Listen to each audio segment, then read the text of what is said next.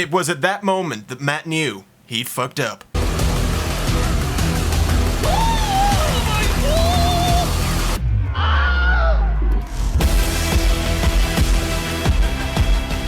So today I have something pretty exciting. I have some exclusive Naval Strike gameplay. Now yesterday, myself and a number of other YouTubers, including JackFrags, Wintergore, Westy, Vicstar, we got to head down to the EA headquarters in Guildford and play some Naval Strike before its release on the 25th of March. So if you do have a premium account across any platform, you will be able to access this DLC in 6 days' time. Now we were allowed to record the entire event, so I do have a lot of gameplay to show you guys, covering all of the new maps and a lot of different game modes, including the brand new Carrier Assault mode. Now I will say straight off the bat, all of these maps do look very similar, which is something we kind of could expect from taking a look at the aerial images.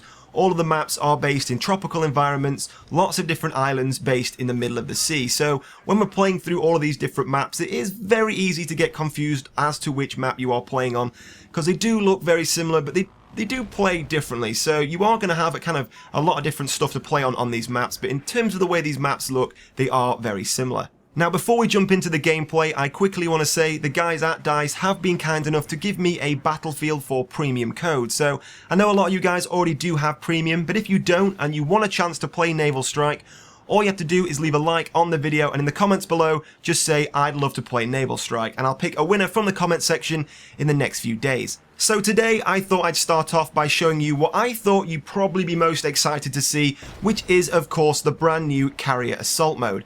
And as you can see, I'm riding around on the brand new hovercraft, which is a new vehicle coming out with the Naval Strike DLC. So to begin with, this is the map Naval Strike. Now unfortunately at the event, there was only ever about 20 of us playing, so on these very large scale maps, the gameplay was a little bit quiet. 20 players was probably not enough to have a very action-packed game, so unfortunately the gameplay isn't as action-packed as I would have liked, but you do get a great sense for the maps and you do get a great experience of what these maps look like and how this game mode plays out. So to begin with, at the start of the round, myself, player number 29, and JackFrags, player number 30, we were moving around capturing as many flags as we possibly could. So to explain the game mode Carrier Assault to anyone who doesn't understand just yet, it begins off very similar to Conquest or Conquest Large. You move around the map capturing as many flags as you possibly can. As you capture a flag, the missile battery on that flag will then fire a missile at the enemy aircraft carrier.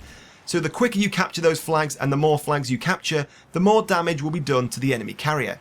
Once you've done enough damage to that carrier, you can then begin to board the carrier and try and destroy the two MCOMs. Once they're destroyed, the round is over and you've won the game. So the beginning of Carrier Assault is a very mad dash game style. You've got to try and get out to as many flags as you possibly can, try and capture all of the flags and also hold them for as long as you can, because the longer you hold those flags, the more missiles they will fire at the enemy carrier. So the start of the game mode is a very fast-paced version of Conquest. Now we found very quickly that the fastest way to move around these maps and capture these flags is definitely making use of the brand new hovercraft. Of course, if you're in a boat, you have to avoid the islands and go around all the land. If you're on land, you have to swim through the water, so taking a hovercraft that can move very quickly through the water and then up onto the beach and across the land is definitely the fastest way to get around on any of the maps in Naval Strike. Now once your team have captured as many flags as possible and done enough damage to the enemy carrier, you will see this message on screen. Enemy carrier is open. This is your chance to board the enemy ship and win the round, and this is where the game mode changes from a conquest style to a rush style game mode.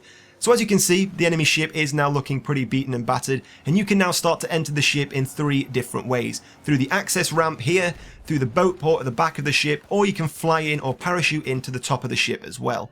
And you have 2 MCOMs to destroy, the first in the loading bay very close to the entrance, which was very easy to destroy, but as I said, these were on very quiet servers, so I can imagine on maybe 48 or 64 man games, this would be a very intense close quarters firefight.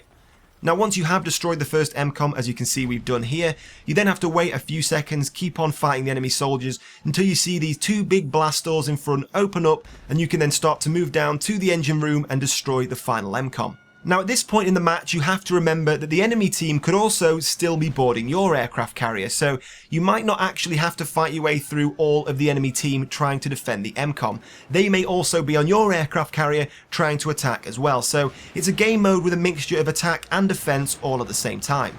So as you can see now, those blast doors have opened up and you can start to make your way down into the bottom of the ship and try and take those final MCOMs. So this is where the game mode could be pretty intense, because whilst this is going on, the enemy players could also be aboard your ship trying to arm the final MCOM as well. Now, one thing about this game mode which is slightly disappointing is the fact that unlike 2142, once you destroy that final MCOM, you no longer have to try and escape the sinking ship. So once that final B MCOM detonates, the round just automatically ends, very similar to a game of Rush, which I think is very disappointing. In 2142, once you had destroyed that big MCOM, you then had to try and escape the massive ship before it collapsed. So it's kind of disappointing we aren't seeing that cool crescendo or big finale that we saw in 2142. But all that said, the game mode is definitely a lot of fun. I do still want to give this a chance on a 32-man, maybe a 64-man game, see how it plays out in much more busier servers. But so far, I really am enjoying this game mode, and it's definitely going to be a favourite of mine when it's released next week. So that's all I have time for in this video, so stay tuned. I do have a lot more exclusive Naval Strike coming today and later on this week. So if you did enjoy this video, don't forget to hit like and leave all your thoughts and comments below if you do want to see some more Naval Strike gameplay. And of course, if you are new to the channel, don't forget to hit subscribe. But in the meantime, guys, thank you for watching, and I'll see you soon.